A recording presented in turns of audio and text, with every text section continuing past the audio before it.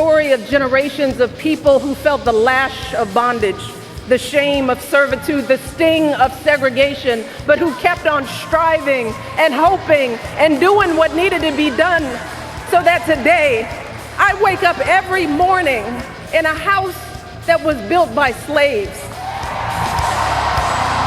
So we just heard from First Lady Michelle Obama speaking at the Democratic National Convention at Philadelphia, Pennsylvania the other day, and basically said out of one side of her mouth, I'm very proud of how far we've come in America with race relations. Out the other side of her mouth, I'm ashamed of our country's past, and I wake up in a house that was built by slavery every single morning. And when I'm being brought my breakfast by by the entourage that the taxpayers pay for, I'm constantly reminded of my horrible, dark past from 200 years of oppression to my people. Now, do you agree with Michelle Obama that she's injecting race into this? Now, in my estimation, the leader of a country should do their best to unite. This does not sound like a uniting statement to me. It really doesn't, and I'm not judging her either way. I'm saying that the statement itself sounds like it was there to whip people up and inject the collective memory, even though nobody alive today has those memories. They don't. Nobody. Which one of you, unless you've been in the federal prison system, and that's a whole other story altogether, how many black people have ever been in leg irons picking cotton today? I mean, you might have been in leg irons making license plates, and I'm in Canada, okay? So don't rag on me, because my ancestors ran a secret railroad project bringing black slaves up here to be free. And some of their ancestors, a lot of them, are still around today. All right? So I'm allowed to have this conversation. Don, you're in Louisiana. Mike, you're in Ottawa. Now, the perspective of these two men is one that we need to get to, because Don grew up in California, and he hung out with a lot of African-American kids. They were breakdancing. Everybody remember breakdancing? Walking around with your windbreaker and your sheet of cardboard and your boombox ghetto blaster, listening to Grandmaster Flash. No. And Mike is from Ottawa. He hails from Greece, and he's lived all over the Middle East. And he lives in a predominantly black Somali neighborhood. So we've got a perspective that we want to bring to the table. Now, Don, what do you think of her statements? Well, it's a mixed bag, and it's a difficult debate really to get into, because I understand and I agree with valid points on both sides of the argument here. The argument being that, racism does exist in this country. But I agree with you that I feel like a lot of the time, the reason why this has continued to be something that people argue about and fight about, and the divisiveness is existing, is because we won't go past it. We won't move on from it. It keeps being brought into the spotlight. And I believe that, the things that are mentioned in these speeches, whether it's at the Democratic National Convention or elsewhere, is what keeps that thing alive. Now, that does not take away from the fact that slavery did exist. It did. Slavery was wrong. We had a civil war here in the United States, and that was a big part of what was going on there, because we wanted to put an end to slavery. Nobody is saying that slavery is okay. It is significant. And I have to say this. It is significant that there is a black president and a black first lady in the White House. That is historic, and nobody wants to take anything away from that. But at the same time, when she says that the White House was built by slaves, that is technically true. But, there's a lot more to the story there. And the reason why we're even talking about this today is because somebody who I think is a total douchebag, Bill O'Reilly from Fox News, got on his show last night and made some comments about slavery and the White House, and everybody's losing their lunch over it today. Finally tonight, Factor tip of the day. As we mentioned, Talking Points memo, Michelle Obama referenced slaves building the White House and referring to the evolution of America in a positive way. It was a positive comment. The history behind her remark is fascinating. George Washington selected the site in 1791 and is presently the cornerstone in 1792. Washington was then running the country out of Philadelphia. Slaves did participate in the construction of the White House. Records show about 400 payments made to slave masters between 795 and 1801. In addition, free blacks, whites, and immigrants also worked on the massive building. There were no illegal immigrants at that time. If you could make it here, you could stay here.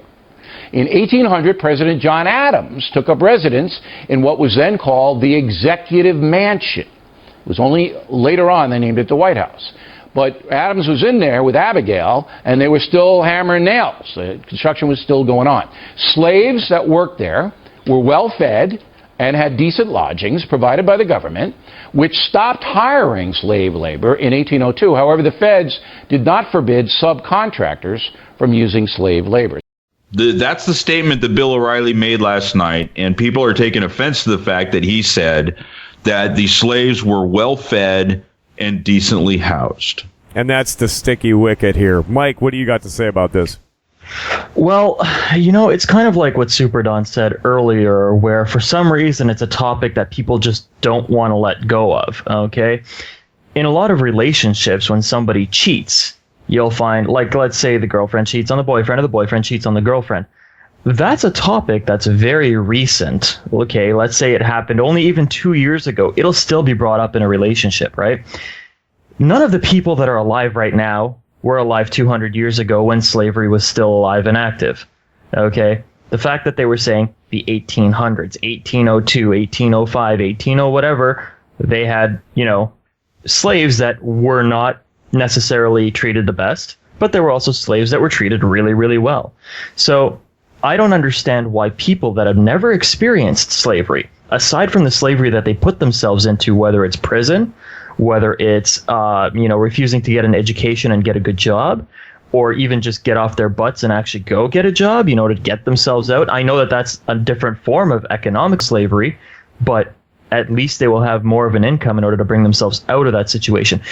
I think people just look for an excuse as to why they don't want to advance themselves, either socially, like in terms of society, or economically, in terms of their bank books. It's really, really weird because even here in Ottawa, not to rag on anybody or anything, but a lot of black people mention slavery here. And I don't understand that because, as Mike mentioned earlier, we didn't have slavery here for black people. Okay, Canada, that was actually one of the things that separated Canada and the U.S. That was one of the big differences, is that we didn't have slavery. Well, it was abolished under the Magna Carta, and we were under the British law. We were a British colony, and slavery was actually abolished by the Magna Carta, which I would like to point out was drawn up by a bunch of white people. Because at the time, the landowners got together and came against the king, okay? Because they wanted to make a system of law whereby the king couldn't just take things away from you, okay? And that's really what it comes down to. But here's the thing, and it's funny that you brought up Ottawa, Mike, because I was watching Global News this morning, and they called him a handicapped Somali immigrant was at a restaurant in Ottawa where there was a call made saying that he was running around groping people, and the police were called, and they showed up and they tased him, and then they claimed that he was resisting arrest, and they laid a dirty licking on him, okay? But what I found interesting about that was everybody, well, not everybody, but most of the people that the Global News team interviewed about the incident were white, and one old white guy said, I couldn't believe it. What, are we a bunch of Americans here? He said, are we a bunch of Americans where the cops beat up black people every day?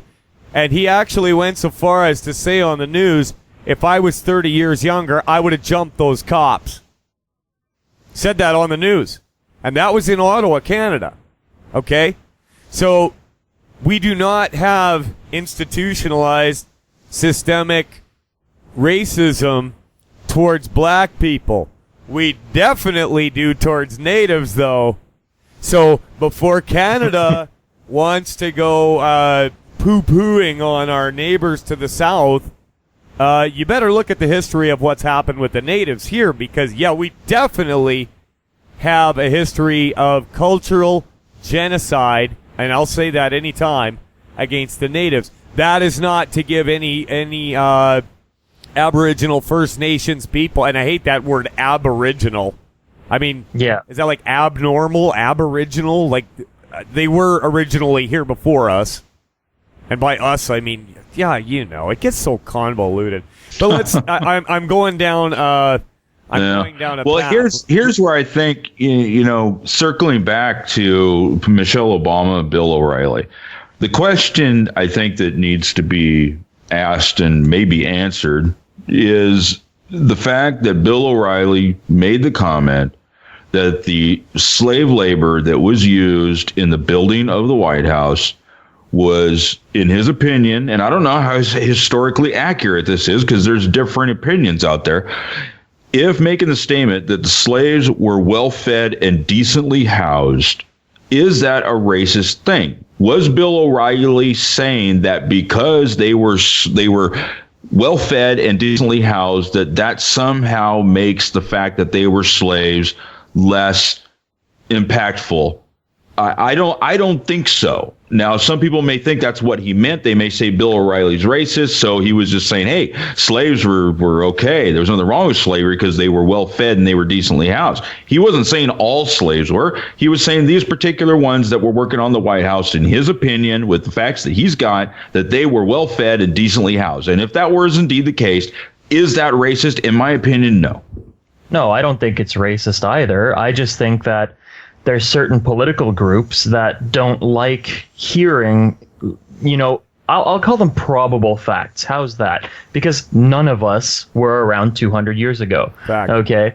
Exactly. There's a fact. None of us were around 200 years ago. That's true. I'd say it's a fact because, you know, there's no way that you could have just a standard of everybody beats people, okay? The vast majority of people have a conscience. They have, you know, morals, they have ethics, they have things that are just either taught to them or naturally in them, okay? We all have a little heart in there. So I don't think every single slave owner treated their slaves like crap. The fact that there's still quite a few black people, okay, 13 to 17% in the United States.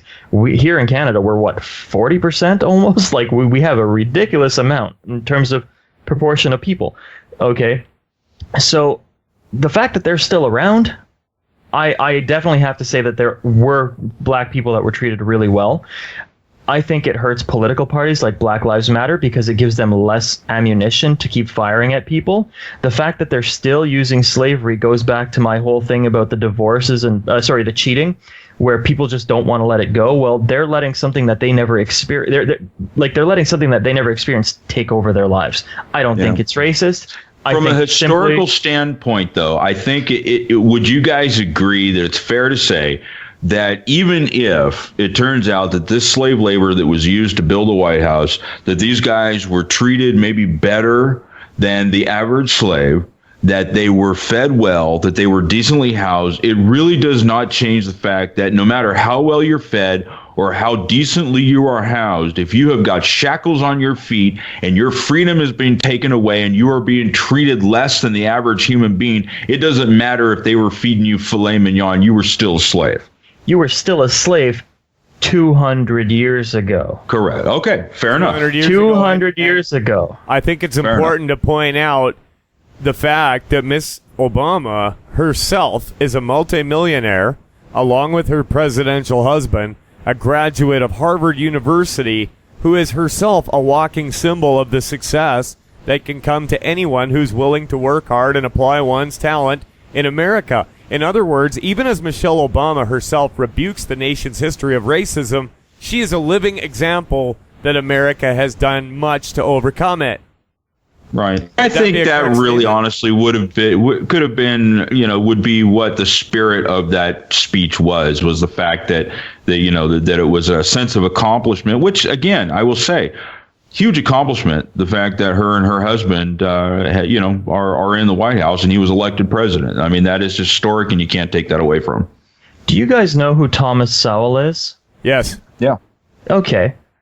He's stated multiple times, and it's a very simple fact that all people like to deny. Actually, black people don't like Thomas Sowell, by the way. They hate him, okay, because he's honest. He doesn't fit the mold. He doesn't fit the mold, okay? Yeah, that's political true. So what he always says is, he says, people whine and complain about all kinds of things that they never actually experienced. He was referencing slavery. And he says, what the black community refuses to admit is that they themselves are creating their own form of slavery, psychologically and economically.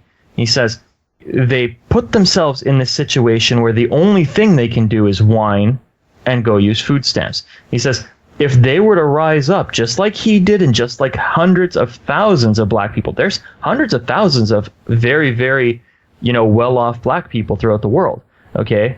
I don't know about millions in terms of, first world nations, but there's hundreds of thousands of black millionaires. How did they achieve it? The fact of the matter is, they either got educated or they found a good trade that they can do. They brought themselves out of the ghettos, into mansions. They drive nice sports cars. They don't deal drugs. So how is it that Thomas Sowell is like, well, look, I'm a black man. I've got an education. I got money. Why can't everybody else do it? And they think that Thomas Sowell is racist for simply pointing out the fact that anybody can do it. They'll call him an Uncle Tom, and I'd like to this is a little bit off topic here, but I just received a contact card from a friend. Do you guys remember Public Enemy? No. No, the music? Yeah, Public Enemy, the rap band in the 90s. Yeah. I just received a contact card for Professor Griff of Public Enemy. Dude, I knew you were going to say it was my God. Griff. I knew you were going to say it was We're Griff. going to get him on the show, boys. That's awesome. We're going to get him on the show. And you want to talk about a black man I respect? Professor Griff. Larry Elder, the radio talk legend out of Los Angeles. I mean, listen, you want to talk about systemic racism? I heard Larry Elder talking about how that Hispanics are driving African-American populations out of sections of Los Angeles. They have a word for black people. They call them La Miata, which means the blackbird. And there's gangs in L.A. This is Larry Elder, black, legendary talk radio host Larry Elder, saying that there's gangs that they have a quota of so many black people to kill. So is that a white on black problem? I mean, they would say come in all different forms. Let me just say this: if you worship your flesh and you're not in touch with your mind and your heart, your soul and your spirit, any kind of supremacy is wrong. Whether you think you're a white supremacist or a Hispanic supremacist, i.e. La Raza, or the race. If you are a black supremacist, or if you are a Jewish supremacist, okay, the goy are cattle to be used. It exists in all forms, okay, and it's all wrong. If you think that your race is so important that every other race needs to be killed, you're wrong. You're a jerk. Mike, and Super Don for Americanuck Radio talking about uncomfortable but great stuff.